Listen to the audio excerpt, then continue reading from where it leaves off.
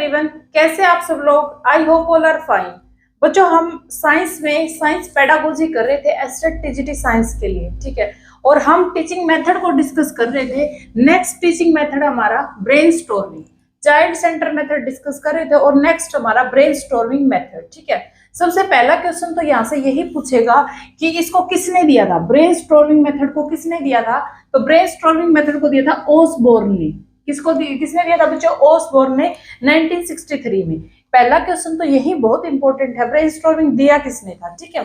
Second देखो बच्चों, ये मेथड होता क्या है। देखो जनरली ये मेथड क्या होता है कि जैसे 3-4 बच्चे हैं, एक टेबल के साइड में सब बच्चों को बिठा दिया, टीचर भी साथ में होता है उनके। तो बच्चों को कोई टॉपिक दिया जाता है जिसपे बच्चे अपनी डिफरेंट राय प्रकट करते हैं, ठीक है। जैसे मुझे कोई भी एक साइंस का टॉपिक दे दे जिसके ऊपर मैं डिस्कशन कर सकूं, और मैं डिस्कशन करूंगी, फिर साइड वाला बच्चा डिस्कस करेगा, उस साइड वाला बच्चा डिस्कस करेगा।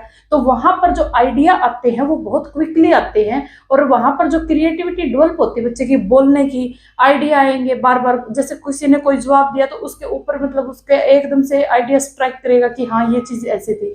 तो इसमें क्या होता है, इन दिस मेथड, ये मेथड किसके लिए यूज है? ग्रुप में होता है। ये जनरेट करता है large number of quick idea, बहुत सारे आइडिया को क्विक करता है, मतलब लार्ज नंबर ऑफ आइडिया है इसके अंदर जनरेट होते हैं।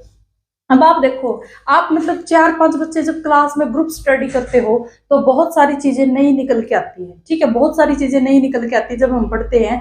मतलब किसी एक टॉपिक के बारे में हर एक बच्चे के पास एक डिफरेंट लाइन मिलती है जो हमने सुनी नहीं, जो हमें पता नहीं है। तो ऐसे करके मतलब कितनी सारी अच्छी लाइनें होती हैं एक टॉपिक के बारे में, जिससे हम समझ कर मतलब जो हमारा टॉपिक है उसको एज इट इज इतना क्लियर कर लेते हैं, ठीक है। तो वो बच्चों हमारा होता है ब्रेन स्टॉर्मिंग मेथड। जो हम एग्जाम में क्या करते हैं, सारे बच्चे क्या करते हैं, ग्रुप स्टडी करनी स्टार्ट कर देते हैं, एक टॉपिक के बारे में आइडिया प्रकट करने स्टार्ट कर देते हैं। ये जस्ट एक एग्जांपल, ठीक है। देखो बच्चों, इसमें क्या बोल रहा है कि जो बच्चे हैं उनका फुल पार्टिसिपेशन होता है ब्रेनस्टॉर्मिंग में। मतलब बच्चे यहाँ पर बहुत ज्यादा एक्टिव रहते हैं क्योंकि ये चाइल्ड सेंटर मेथड है, तो बच्चे यहाँ पर एक्टिव रहते हैं। सेकंड क्या, जो टीचर है वो एज ए फैसिलिटेटर है, ठीक है। यहाँ पर टीचर का काम क्या है कि बच्चे को टॉपिक देगा, और जो बच्चे के दिमाग में जो आइडिया आते हैं, क्रिएटिविटी आती है, उसको भी टीचर क्या करता है, बढ़ावा देता है, ठीक है। तो टीचर क्या करता है, यहाँ पर एक टॉपिक या फिर इश्यू उनको देता है और फैसिलिटेट करता है सेशन को, ठीक है। फैसिलिटेट करता है। तो यहाँ पर बच्चों क्या होता है, मोटा मोटी कि जो आइडिया है वो क्विकली आते हैं, और ग्रुप डिस्कशन होता है तो बच्चे की जो क्रिएटिविटी है, जो उसकी थिंकिंग है, वो ज्यादा डेवलप हो जाती है और उसके आइडिया विकसित हो जाते हैं, ठीक है। अब देखो, ब्रेनस्टॉर्मिंग किसके लिए यूज किया जाता है? अगर हमें क्वेश्चन में मिले, अगर हमें कोई टॉपिक रिवाइज करना तो कौन सा टॉपिक बेस्ट रहेगा? टॉपिक अगर हमें रिवाइज करना तो ब्रेनस्टॉर्मिंग बेस्ट मेथड है, ठीक है। देखो, अगर आप 3-4 स्टूडेंट मिलकर आपस में किसी टॉपिक पे रिवीजन करते हो, तो टॉपिक पे जब हम रिवाइज करते हैं तो अगर मुझे कुछ भी पता उस टॉपिक के बारे में तो मैं सारा टॉपिक एक्सप्लेन करूंगी, इससे मेरा टॉपिक भी रिवाइज होगा और साइड वाले जितने भी स्टूडेंट है सबका टॉपिक रिवाइज होगा। तो यहाँ पर एक ग्रुप डिस्कशन होता है, ग्रुप स्टडी होती है, ठीक है। तो या फिर इंट्रोड्यूस ए न्यू टॉपिक, अगर एक नया टॉपिक टीचर इंट्रोड्यूस करता है तो उसके बारे में आप क्या जानते हो? जैसे मुझे एक टॉपिक मिल गया साइंस का, कुछ भी लाइट मिल गया, तो मुझे लाइट के बारे में क्या क्या पता है कि लाइट की वेलोसिटी क्या होती है, लाइट की स्पीड क्या होती है, मीडियम में क्या होती है, वैक्यूम में क्या होती है। तो मुझे यहाँ पे एक नया टॉपिक मिला है, ठीक है, जिसके बारे में जो मुझे कुछ पता था तो मैं उसके बारे में डिस्कस करूंगी। किसी बच्चे को कुछ और पता, वो उसके बारे में डिस्कस करेगा। ऐसे करके मतलब बहुत सारी नई चीजें होती है जो बच्चे की डेवलप होती है, ठीक है। या फिर सोल्व एक प्रॉब्लम को सोल्व, ठीक है। ये तीनों चीजें यहाँ पर ब्रेनस्टॉर्मिंग के अंदर होती है। या तो हम किसी टॉपिक को रिवाइज कर रहे हैं, सेकंड, या फिर हम किसी दूसरे न्यू टॉपिक को क्या कर रहे हैं, इंट्रोड्यूस कर रहे हैं, या फिर साथ में क्या कर रहे हैं, प्रॉब्लम को सोल्व कर रहे हैं। तो बच्चों, जो ब्रेनस्टॉर्म है, ब्रेनस्टॉर्म क्या होता है? देखो, कुछ प्रॉब्लम्स होती है, मतलब कोई टॉपिक होता है, प्रॉब्लम होती है, इश्यू होता है, उसके आइडियाज आते हैं, प्लान आते हैं और फिर सोल्यूशन, ठीक है।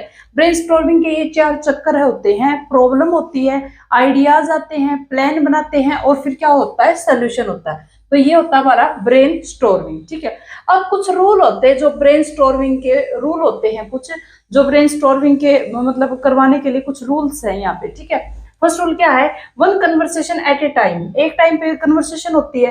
स्टे फोकस होना जरूरी है। अब आप 5 लोग आपस में बैठे हो और एक दूसरे का एक का फोकस नहीं है, वो कहीं किसी और दुनिया में है, तो क्या उसकी ब्रेनस्टॉर्मिंग हो पाएगी? नहीं। तो यहाँ पर फोकस होना जरूरी है, ठीक है।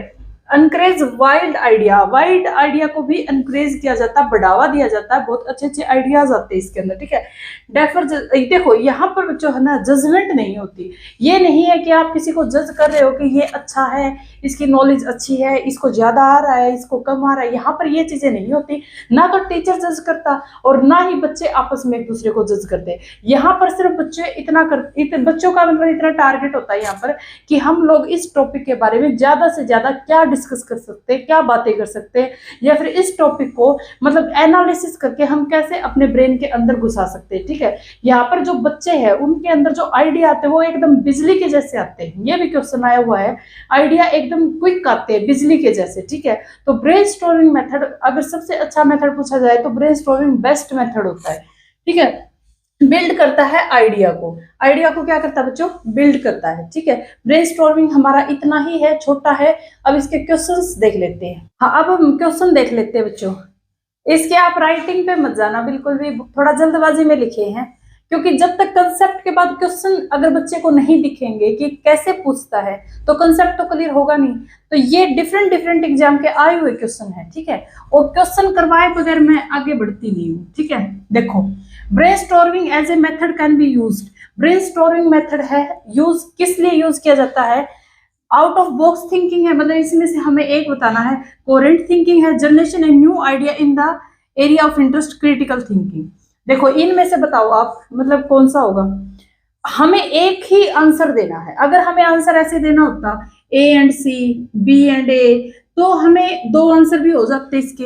एक तो ये हो जाता आउट ऑफ बॉक्स थिंकिंग है, आउट ऑफ बॉक्स थिंकिंग है अच्छी लेवल की, ठीक है, ये अच्छा है, पॉजिटिव है। वैसे सारे आंसर पॉजिटिव है, ये हो सकता था, बट ब्रेनस्टॉर्मिंग बोलता है कि जो आइडिया है वो न्यू आइडिया को जनरेट करता है, क्रिएटिविटी को बढ़ावा देता है, ठीक है। न्यू आइडिया को जनरेट करता है, क्रिएटिविटी पर ज्यादा फोकस किया है। तो ये हमारा क्वेश्चन आया हुआ क्वेश्चन है, ठीक है। देखो बच्चों, कल मैंने प्रॉब्लम सॉल्विंग मेथड करवाया था आपको, कल प्रॉब्लम सॉल्विंग मेथड किया था, उसमें से क्वेश्चन है कि हमें स्टेप, जो मैंने स्टेप करवाए थे आपको, स्टेप करवाए थे, मैंने बोला था वो सीक्वेंस में याद करने, क्वेश्चन आया हुआ है यहाँ से। देखो एनालिसिस ऑफ ये पूछा है, जैसे 1 ऑप्शन आते हैं ना, 1 2 3 2 3 1, इस टाइप का ऑप्शन था, ठीक है। देखो problem solving method, analysis the problem, starting clearly the relationship between different concept, testing hypothesis. देखो बच्चों, सबसे पहले हम प्रॉब्लम का एनालिसिस ही करते हैं, ठीक है। हमें प्रॉब्लम पता चल गई, फिर उसके बारे में हम हाइपोथेसिस को बनाते हैं कि क्या होती है, मतलब ये क्या है क्या नहीं है, इसके कंसेप्ट, हाइपोथेसिस को बनाना, फॉर्मुलेट करना, ठीक है। थर्ड क्या है, जब हमने वो हाइपोथेसिस बनाई तो जो हमने उनके बीच में क्या रिलेशनशिप है, क्या कंसेप्ट है, उसके बाद हम उस हाइपोथेसिस को बाद में टेस्ट करते हैं, ठीक है। तो सबसे पहला A, फिर B और फिर C, इसका आंसर ये है। सबसे पहले एनालिसिस करते प्रॉब्लम को, फिर starting relationship between different concept, उन डिफरेंट जो हम कंसेप्ट है उनका आपस में क्या क्या रिलेशन है ये फाइंड आउट करते, उसके बाद हम टेस्ट करते क्या ये सही है या गलत है, ठीक है। तो ये क्वेश्चन भी आया हुआ है। अब देखो, मैंने जितने मुझे मिले ना, अभी तो क्वेश्चन मेरे पास और भी बहुत है, करते रहेंगे, सारे टीचिंग मेथड वाले करवा दूंगी मैं। In a classroom student are not told anything but lead to see in the solution. देखो ऐसे बोल रहा कि एक क्लास थी, उसके अंदर बच्चों को है ना, ये मैंने ऑफ लिखा है, ऑफ में बोल के बता देती हूँ। एक ऐसे आइडिया आ जाएगा, इतने में भी आपको आइडिया आ जाएगा। देखिए क्लास थी, क्लास में बच्चों को कुछ नहीं दिया, एक टॉपिक मटेरियल दे दिया, ठीक है, कि आप लोग वर्क करो, एक मटेरियल है, ना टीचर का कोई रोल, ना टीचर कुछ बता रहा, ठीक है। तो इसमें कौन सा मेथड लगेगा? देखो लैबोरेटरी मेथड, तो बच्चों लैब के अंदर कोई बच्चा काम कर रहा है, ठीक है, तो ये तो है नहीं, इसमें लैब वगैरह का कोई जिक्र नहीं है। प्रॉब्लम सॉल्विंग मेथड भी नहीं है, कल ही हमने प्रॉब्लम सॉल्विंग मेथड किया था कि वहां पर बच्चे प्रॉब्लम सॉल्व करते, कल ही किया था। प्रोजेक्ट मेथड में ग्रुप में बच्चे स्टडी करते हैं, ग्रुप में एक प्रोजेक्ट दिया जाता है, उस पर वर्क करते हैं, ठीक है। तो देखो मैंने ये जो हॉलिस्टिक मेथड है ये आपको बहुत अच्छे से बताया था। जो ये मेथड, इसको खोज मेथड भी बोलते हैं, यहाँ पर बच्चे खुद ही खोज करते हैं, डिस्कवरी करते हैं, ठीक है। यहाँ पर टीचर का कोई रोल नहीं होता और इनमें टीचर का रोल होता है, ठीक है। यहाँ पर टीचर का कोई रोल नहीं होता, यहाँ पर टीचर फैसिलिटेट होता है, सुविधादाता होता है। यहाँ पर टीचर मतलब बिल्कुल जीरो के बराबर, कोई हेल्प, कोई गाइडेंस, कुछ नहीं होता। बच्चे को बिल्कुल अलग अलग बिठा दिया जाता है और खुद ही उनसे ऐसे बोलते कि करके दिखाओ, ठीक है। तो ये मेथड है हॉलिस्टिक मेथड। अब ऐसे बोला कि brainstorming model of teaching is used to improve. देखो ब्रेनस्टॉर्मिंग है टीचिंग में क्या इम्प्रूव करता है, एक ही बताना है आंसर, एक ही आंसर बताना है। पेडागोजी की खास बात ही यही है, आसान बहुत है लेकिन क्वेश्चन गलत तो क्यों होते हैं, क्योंकि आंसर हमें 2 दिन लगते हैं, बेस्ट पे पहुंचना जरूरी है। ब्रेनस्टॉर्मिंग मेथड देखो अंडरस्टैंडिंग को भी बढ़ावा देता है, ठीक है, कुछ हद तक बढ़ावा देता है अंडरस्टैंडिंग को समझना। एप्लीकेशन तो इतना नहीं, क्रिएटिविटी, प्रॉब्लम सॉल्व को नहीं, प्रॉब्लम सॉल्व नहीं आती, यहाँ पर क्रिएटिविटी पर ज्यादा जोर, मतलब बच्चे की क्रिएटिविटी डेवलप होती है, बच्चे की क्रिएटिविटी डेवलप होती है यहाँ पे, ठीक है। तो यहाँ पर जो बेस्ट ऑप्शन देखो अंडरस्टैंडिंग भी आ सकता था, अगर ए एंड सी होता तो हम ए एंड सी के साथ जाते, लेकिन क्रिएटिविटी उसके अंदर ज्यादा, मतलब उसने बताया यही कि बच्चे की क्रिएटिविटी यहाँ पे डेवलप होती है, ठीक है। अब देखो ऐसे पूछ रहा है कि ह्यूरिस्टिक मेथड क्या है, ये करवा चुकी मैं इसलिए क्वेश्चन लिए मैंने, ठीक है। अगर क्लासेस नहीं देखी तो सारी क्लासेस को पहले देखो, सीरीज वाइज देखनी है, ठीक है। देखो ह्यूरिस्टिक मेथड क्या है, लर्निंग बाय सेल्फ एक्सपीरियंस, इसमें मतलब रॉन्ग बताना है, कौन सा करेक्ट नहीं, इनकरेक्ट बताना है, ठीक है। लर्निंग बाय सेल्फ एक्सपीरियंस, बिल्कुल खुद ही सेल्फ एक्सपीरियंस करते हैं, सेल्फ एक्सपीरियंस से ही लर्न करते हैं, ठीक है। यूजफुल प्राइमरी लेवल नहीं, गलत। इन्वॉल्व प्रॉब्लम सॉल्विंग, बिल्कुल सही। स्टूडेंट्स एक्टिव, बिल्कुल एक्टिव होते हैं, देखो खुद एक्टिव होते हैं, लर्निंग करते हैं, सेल्फ लर्निंग करते हैं, लेकिन ये प्राइमरी लेवल के बच्चों के लिए नहीं है ये मेथड, ठीक है। प्राइमरी लेवल के बच्चों के लिए नहीं है ये मेथड। ये देखो यूपी टेट में आया था, ठीक है, कोई रीट का क्वेश्चन है, ये वाला यूपी टेट का है, ये वाला रीट का क्वेश्चन, अलग अलग डिफरेंट एग्जाम के आपके क्वेश्चन है ये, ठीक है। नेक्स्ट देखो बच्चों, नेक्स्ट हमारे पास प्ले वे मेथड, नेक्स्ट है प्ले वे मेथड। आज हम चाइल्ड सेंटर मेथड को बिल्कुल खत्म कर देंगे, ठीक है, कल हम टीचर सेंटर मेथड पढ़ेंगे। नेक्स्ट हमारे पास प्ले वे मेथड। देखो सबसे पहले प्ले वे मेथड बहुत ज्यादा इंपॉर्टेंट है, इसके क्वेश्चंस भी मैं आपको दिखाऊंगी कितने इंपॉर्टेंट है ये। देखो इसको किसने दिया था, या तो आपको ऑप्शन में मिलेगा फ्रोबेल, ठीक है, या मिलेगा हेनरी कुक, ठीक है, ये दोनों में से एक आपको ऑप्शन मिलेगा, फ्रोबेल या हेनरी कुक। बहुत बार क्वेश्चन पूछा गया है और ऑप्शन में मतलब मेजोरिटी टाइम हमें हेनरी कुक दिखा है ऑप्शन में, लेकिन फ्रोबेल भी मिलता है, ठीक है, तो दोनों याद रखने हैं। आपको बच्चों इसके कुछ की पॉइंट है, ठीक है, प्ले वे मेथड के कुछ की पॉइंट है। सबसे पहला देखो प्ले वे, बच्चों को खेल के माध्यम से सिखाना। प्ले वे मतलब बच्चों को खेल के माध्यम से सिखाना, इसका मतलब जो बच्चे हैं उनके ऊपर ज्यादा ध्यान दिया गया है, इसका मतलब ये क्या है, चाइल्ड सेंटर मेथड है, ठीक है। एक क्वेश्चन तो हमसे ये ऐसा ही पूछेगा, अभी हम चाइल्ड सेंटर मेथड कर रहे हैं तो क्वेश्चन यही आएगा कि ये चाइल्ड सेंटर मेथड है, टीचर सेंटर मेथड है, या फिर बोथ है, दोनों का जो कोऑपरेटिव लर्निंग है, तो ये क्या है बच्चों, चाइल्ड सेंटर मेथड है। इसके अंदर जो लर्निंग बाय डूइंग पर ध्यान दिया गया है कि बच्चे हैं लर्न, मतलब लर्न किस चीज से कर रहे हैं, कुछ चीजें कर करके लर्न कर रहे हैं, लर्निंग बाय डूइंग, कर करके यहाँ पे बच्चे सीखते हैं, ठीक है। थर्ड है प्रिंसिपल ऑफ इंडिविजुअल डिफरेंसेस। देखो बच्चों का मतलब जो क्लास है उसमें डिफरेंट टाइप के बच्चे होते हैं, सब एक अलग अलग तरीके के बच्चे होते हैं, इंडिविजुअल डिफरेंसेस होते हैं, लेकिन यहाँ पर जो खेल विधि है उसमें हर बच्चे की जरूरत का ध्यान रखा जाता है, इंडिविजुअल डिफरेंसेस का बिल्कुल प्रॉपर तरीके से ध्यान रखा जाता है, हर बच्चे को जरूरत के हिसाब से मतलब ट्रीट किया जाता है यहाँ पे, ठीक है। तो यहाँ पर क्या होता है, प्रिंसिपल होता है इंडिविजुअल, एक बेस्ट मेथड है जहां पर बच्चों को सिखाया जाता है खेल विधि से। देखो इसकी कुछ कैरेक्टरिस्टिक होती है, कुछ कैरेक्टरिस्टिक होती है। फिजिकल वर्क, यहाँ पर देखो फिजिकल वर्क नहीं होता, अगर हम बच्चों को लेके जा रहे हैं तो वो इंजॉय से सीखते हैं, मतलब फिजिकल वर्क को वो बोरिंग नहीं मानते कि यहाँ पर हमें काम करवाया जा रहा है, तो physical work turn into an enjoyable experience, वहां उनका इंजॉय होता है, ठीक है।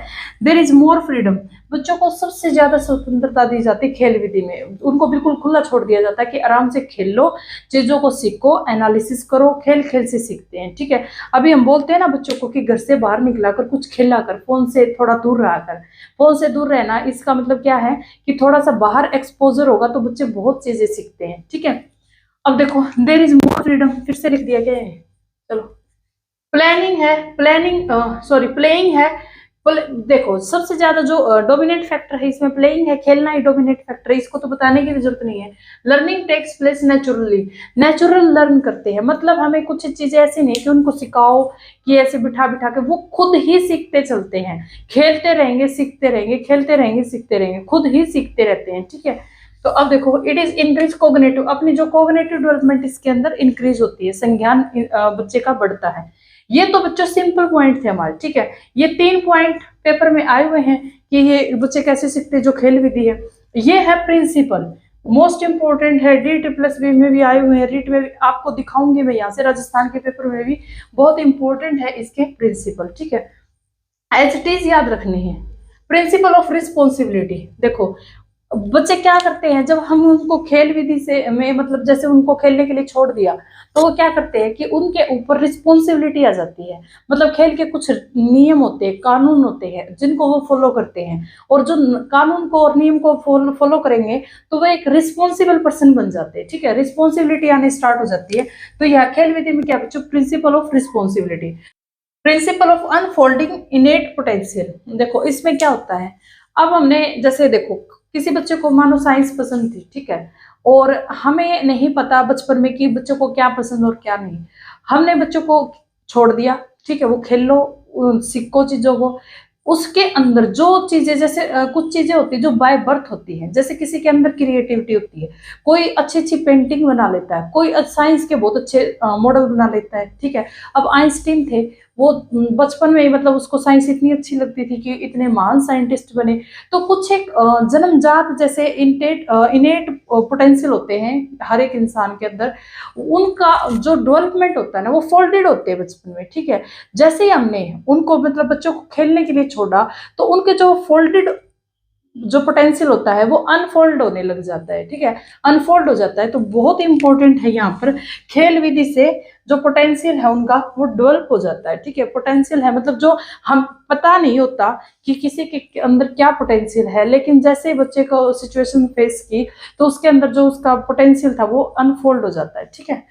ऑफ नेचुरल इंस्टिंक्ट, देखो इस बात का क्या मतलब है बच्चों कि अब जैसे देखो जो बच्चा है, बच्चा खेल खेल से चीजों को सीख रहा है। एक तो देखो आप एस्टेट जैसे एस्टेट के लिए तैयारी कर रहे हो, ठीक है, या फिर हम किसी बच्चे को साइंस करवा रहे हैं, तो साइंस में जैसे बच्चा है पढ़ पढ़ के सीख रहा है। तो एक अगर साइंस जो बेसिक साइंस जो घरों में यूज होती है, जो हम जैसे फ्रिज खोल देंगे तो एयर है वो बाहर आएगी, या फिर यहाँ पे ये गर्म है, अगर हम पानी का जग रख देंगे तो नीचे से गर्म होगा ऊपर से ठंडा होगा, या फिर ऊपर से गर्म हो जाता है वो नीचे वाली हीट ऊपर आ जाती है, जस्ट एग्जांपल है।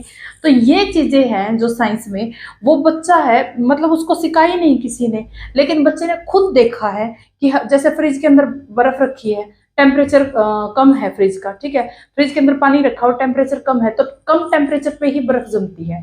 तो बच्चा ये चीजें हैं देख कर सीखता है, ठीक है, देख देख कर सीखता है। यहाँ पर हम खेल विधि कर रहे हैं तो क्या खेल खेल के चीजों को सीखता है, तो उसको कुछ सिखाया नहीं जा रहा पर्टिकुलर कि मैं स्पेशल बुक रखी मैंने और उसको सिखा रही हूँ, ऐसा नहीं हुआ। वो उसने चीजों को देख देख कर करके सीखा है, ठीक है। इसका मतलब ये है इस लाइन का, बहुत इंपॉर्टेंट है, एज इट इज पूछते हैं, ठीक है।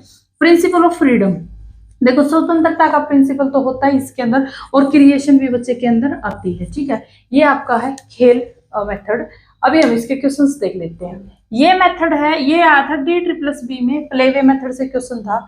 Which principle of playway method, जो सेल्फ डिसिप्लिन सिखाता है, मतलब ऐसा कौन सा प्रिंसिपल है जो बच्चे को सेल्फ डिसिप्लिन सिखाता है, ठीक है। Principle of responsibility, principle of curiosity, principle of creativity, principle of activity, ऐसा कौन सा जो सेल्फ डिसिप्लिन सिखाए, मतलब बच्चे हैं डिसिप्लिन में आए, रूल रेगुलेशन को फॉलो करे, तभी तो करेंगे जब वो रिस्पॉन्सिबल होंगे। सेल्फ डिसिप्लिन में तभी तो आएंगे जब वो खुद रिस्पॉन्सिबल होंगे। तो ये क्या आएगा, प्रिंसिपल ऑफ रिस्पॉन्सिबिलिटी, ठीक है। ये DSSB में PRT में आया था। जो playway method is given, playway method किसने दिया था, हेलन पार्किस्ट नहीं, इसने तो ह्यूरिस्टिक मेथड को दिया था। प्लूटो, इसने दिया था लेक्चर मेथड जो नेक्स्ट करेंगे, ठीक है, टीचर सेंटर मेथड में। हेनरी कुक, ठीक है, ये हमारा आंसर था। जॉन डीवी ने क्या दिया था बच्चों, जॉन डीवी ने क्या दिया था, प्रोजेक्ट मेथड। इसके क्या थे, ये स्पॉटर थे प्रोजेक्ट मेथड के, ठीक है। हमने कर लिया प्रोजेक्ट मेथड को डिटेल में। नेक्स्ट करते हैं अब। नेक्स्ट अब हमारे पास बिल्कुल छोटे छोटे मेथड रह गए, जिसमें से हमें ये पता होना चाहिए कि ये दिया किसने है, साइंटिस्ट का नाम पूछना है, ठीक है, इतना ही रह गया। बहुत छोटे छोटे मेथड है, सबके याद जरूर होने चाहिए आपको, क्योंकि एग्जाम में पूछता है। इतनी पेडागोजी करोगे ना बच्चों जितनी मैं करवाऊंगी तो मोर देन सफिशिएंट है। मैं हर एग्जाम का क्वेश्चन कवर करवा रही हूँ, ठीक है। यहाँ पर ये नहीं कि आपका सीटेट बेस करवा रही हूँ, या सीटेट में मुझे पता थोड़ा इजी लेवल आता है, DSSB में राजस्थान में थोड़ा लेवल अच्छा आता है क्वेश्चन का, तो हमारा एस्टेट है और हमारा एस्टेट सीटेट से थोड़ा सा हाई लेवल का है, ठीक है। तो क्वेश्चन भी हमें हाई लेवल के ही करने पड़ेंगे। तो बिल्कुल निश्चिंत हो जाओ कि मतलब कितना करवाएगी मैम, या सारा कवर होगा यहाँ पे, ठीक है। अब देखो जितना करवाऊं बस करते जाना। Learning by doing, learning by doing बच्चों किसने दिया था, करके सीखना, जॉन डीवी, याद करना है, ठीक है। नाम ही जो जो ये बताऊं साइंटिस्ट के नाम सबके याद करने हैं, एज इट इज पूछेंगे।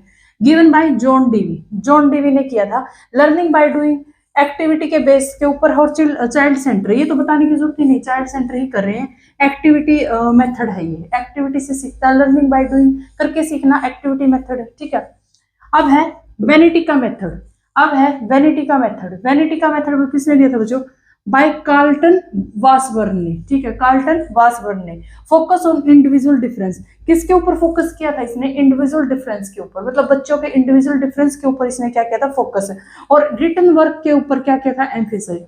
अब एक छोटी क्लास में बच्चे बैठे हैं, ठीक है, वहां पर हमें जैसे स्किल डेवलप करवानी है, तो जो छोटे छोटे जो बच्चे बैठे हैं उनको यही नहीं पता मतलब कैसे लिखना है, किस कोई अच्छा लिख रहा है, कोई इतना अच्छा नहीं लिख रहा, ठीक है, किसी को थोड़ी सी नॉलेज, किसी को कम है, तो ये सबके ऊपर ध्यान दिया और रिटन वर्क के ऊपर ज्यादा फोकस किया। प्राइमरी वाले बच्चों के लिए बहुत ज्यादा यूजफुल था, ठीक है।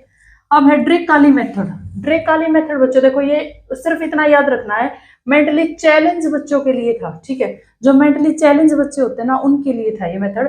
फोकस ऑन सोशल लाइफ, उनकी जो सोशल लाइफ है उसके ऊपर फोकस किया उन्होंने। और क्रिएट एक्टिविटी, एक्टिविटी को भी क्या किया बच्चों, क्रिएट किया, ठीक है। यहाँ पर साइंस पेडागोजी में दो चार ऐसे भी हैं जो मेथड है जो साइंस पेडागोजी के नहीं है, जो सोशल साइंस के हैं, लेकिन उनको भी हमें करना पड़ेगा क्योंकि मिक्सअप क्वेश्चन पूछते हैं। तो मैं सोशल पेडागोजी है वो भी करवा रही हूँ साथ में, थोड़ा थोड़ा मतलब ऐड कर रही हूँ, जितनी जरूरत है हमें बिल्कुल उतना ऐड कर रही हूँ, ठीक है। तो मेथड सारे करने पड़ेंगे हमें यहाँ पे। तो नेक्स्ट है हमारे पास Montessori teaching method. Montessori teaching method, सबसे पहले यहाँ से 4 क्वेश्चन आते हैं। किसने दिया था, मारिया मोंटेसरी ने। किसने दिया था, मारिया मोंटेसरी ने। देखो इन्होंने जो इंपॉर्टेंट चीजें यहाँ से क्या है, 1970 में इन्होंने एक चिल्ड्रन हाउस खोला था इटली के अंदर। इन्होंने 1970 में एक चिल्ड्रन हाउस खोला था इटली के अंदर। तो पहले पूछेगा चिल्ड्रन हाउस है वो किसने खोला, मारिया मोंटेसरी ने।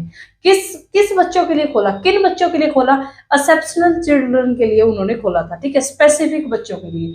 और वो कितने साल के बच्चों के लिए था, 3 से 7 ईयर वाले बच्चों के लिए। प्री स्कूल एजुकेशन, देखो स्कूल एजुकेशन पहले 6-7 साल के बच्चे जाते थे, उससे पहले वाले बच्चों के लिए उन्होंने ये क्या था, चिल्ड्रन हाउस खोला था, ठीक है। सेकंड देखो इनका ये एक डेफिनेशन समझो, कुछ भी समझो, मोस्ट इंपोर्टेंट है। अगर इससे क्वेश्चन आता तो ये 3-4 क्वेश्चन मोस्ट इंपोर्टेंट है। सेंस ऑर्गन है और गेटवे ऑफ नॉलेज। अब ये बोल रहा है कि जो बच्चे के सेंस ऑर्गन है, जो उसकी सेंसेस काम करती है, वो गेटवे है नॉलेज का, मतलब वहीं से बच्चा नॉलेज को गेन करता है। ये सबको पता है, सेंसरी मोटर प्याजे तो जे पढ़ पागल ही हो गए कि जो सेंस ऑर्गन है वही नॉलेज का गेटवे है, ठीक है। सेंसेस से बच्चा सीखता है। अब एक छोटा बच्चा है, उसको लैंग्वेज तो आती नहीं, अब वो उसने किसी चीज को टच किया, गर्म है तो उसको पता चल गया, अगली बार हाथ नहीं लगाएगा उसको, उसकी सेंसेस काम कर रही, ठीक है। कोई चीज छुपा दी, ऑब्जेक्ट परमानेंसी आती है, ठीक है, जीववाद आते हैं, ये तो आपने साइकोलॉजी में ही पढ़ोगे। लेकिन यहाँ पर जो ये लाइन है ये इंपॉर्टेंट है हमारे साइंस पेडागोजी में। Sense organs are gateway of knowledge, ठीक है। आप साइंस के टीचर बन रहे हो तो हर चीज की नॉलेज होनी चाहिए आपको। सेंसरी ट्रेनिंग पर भी जोर दिया, सेंसरी ट्रेनिंग मतलब सेंसेस से सिखाना, और मस्कुलर ट्रेनिंग पर भी जोर दिया कि उनको खेल से उनकी मस्कुलर ट्रेनिंग करवाओ। बच्चे मस्कुलर ट्रेनिंग से भी बहुत कुछ सीखते हैं। तो यहाँ पर ये सारे हमारे क्वेश्चन हैं, ये सारे एक लाइन के क्वेश्चन है, ठीक है। लास्ट है बच्चों डिस्कवरी मेथड, जो किसने दिया था, जेएस ब्रूनर ने। जेएस ब्रूनर ने डिस्कवरी मेथड दिया था। साइकोलॉजी में और भी इसको डिटेल में पढ़ोगे आप कि इसकी 3 स्टेजेस होती है, आइकॉनिक होती है, सिंबॉलिक होती है, ये भी पढ़ोगे आप, ठीक है। तो डिस्कवरी मेथड किसने दिया था, जेएस ब्रूनर ने।